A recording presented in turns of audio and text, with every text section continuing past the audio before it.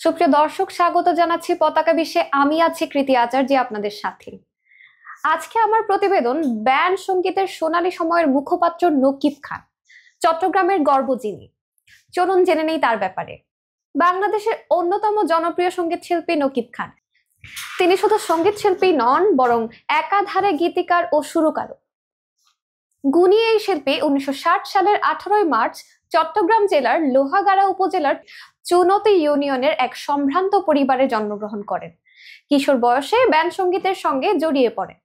স্বাধীনতার পরপরই জন্মস্থান চট্টগ্রামে শুরু হয় নকিব খানের সঙ্গীতের যাত্রা। নকিব খান চট্টগ্রামের কাজী মালি স্কুল থেকে মাধ্যমিক, চট্টগ্রাম কলেজ থেকে উচ্চ মাধ্যমিক এবং চট্টগ্রাম বিশ্ববিদ্যালয় থেকে অ্যাকাউন্টিং বিষয়ে স্নাতক সম্পন্ন করেন।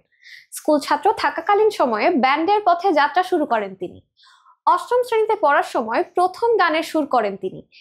এই শিল্পী প্রথমেই চট্টগ্রামের স্থানীয় ব্যান্ড বালার্ক ও সুরেলাতে কাজ করেছিলেন। পরবর্তীতে যোগ দেন অন্যতম জনপ্রিয় ব্যান্ড সোলসে। ঐতিহ্যবাহী এই ব্যান্ডে তিনি 10 বছর সঙ্গীত পরিচালনা করেছিলেন। গানের সাথে তার সম্পর্ক 1-2 বছরের নয়, দীর্ঘ 50 বছর ধরে সঙ্গীতের সঙ্গে জড়িয়ে আছেন তিনি।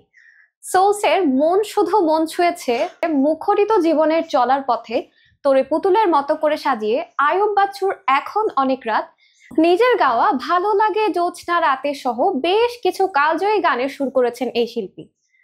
তার সুর করা সোলস ব্যান্ডের গানগুলো 40 বছর ধরে সমানে জনপ্রিয়তার ধারা অব্যাহত রেখেছে। 1985 সালে সোলস ছেড়ে তিনি রেনেসা নামের একটি ব্যান্ড গঠন করেন।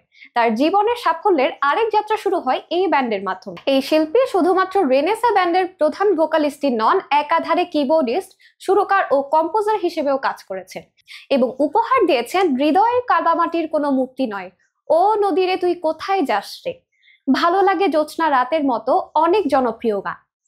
ব্যান্ড সঙ্গীতের স্বর্ণালী সময় হলো 90 দশক। সঙ্গীত জগতের দীর্ঘ এই যাত্রার অভিজ্ঞতায় 90 দশকের ব্যান্ড মিউজিককে বিশেষভাবে মূল্যায়ন করেন এই শিল্পী।